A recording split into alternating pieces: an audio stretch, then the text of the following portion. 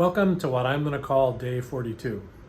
So those of you who were watching the videos may know that I got off trail in late March because I got sick and turned out I had COVID.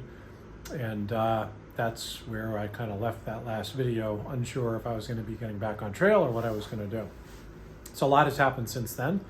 I did get pretty sick. I was down for a full week kind of on the couch just trying to recuperate, and then a few more days just kind of being able to get some stamina back and be able to just even function going up and down stairs and all that sort of stuff. And that's despite having the vaccine and everything, so it's surprising, but it hit me really hard.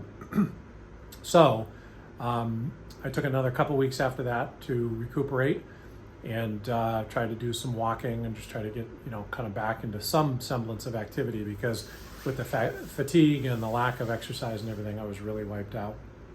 So a week ago, I had decided to get back on trail. And a week ago, I flew down to Marion, Virginia, and got in a hotel. I was waiting out a day of rain before getting back on the trail, but I was all set to go. And strangely enough, started having chest pain. And, didn't want to mess around with that. So I went to a hospital. Hospital checked me in, checked me over, kept me overnight, and did a battery of tests, all of which came back, fine, but determined that I had what's called pericarditis, which is an inflammation around the heart that they're starting to see with some frequency after COVID. So I did go back up to New Hampshire and met with my doctor up there just to be sure I was all clean and clear. Talked with him for a while about what the risks are, which are none. There's basically no risk of anything serious happening unless you ignore the discomfort from that particular ailment, and it's not something that is a heart attack risk or anything like that. So I am once again in the hotel in Marion, Virginia, looking forward to getting back on trail tomorrow, and planning to hike through May and June. Now that I know I'm not going to do the trail straight through, my plan is to get as far as I can in May and June. With a little luck, maybe up close to the Vermont border, hopefully in New England for sure. And then do some kind of shorter several day stretches in July and August, and then finish in September and maybe early October, since it's so beautiful up in New England in that time of year. That gives me some time this summer to see friends and hang out at home and all that sort of stuff. So it's kind of a section hike, but all in the period of this season, if all goes well.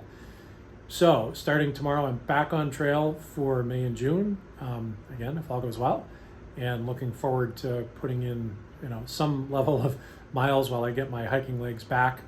Don't know how long that's going to take and what I'm going to really feel like as I get going, because it has been about 5 weeks, and certainly have fallen way out of shape, particularly having been sick from where I was, when last I posted a video. But we'll see how it goes. I'm very excited to get back on trail, and I will keep posting the videos. I'm just gonna label the days as if there was no break in the middle. So this is day 42, the next one will be day 43. It's gonna be a few days, I think, before I'm at a hostel or a place where there's Wi-Fi so that I can post, but I'll start doing them in the same pattern that I was before, and it'll be fun to be back. I did, during this period, put some new music on my phone. I made a new playlist, which should be really good. I put on music from Peanuts, from the Cranberries, and from Eminem. I'm calling it my trail mix.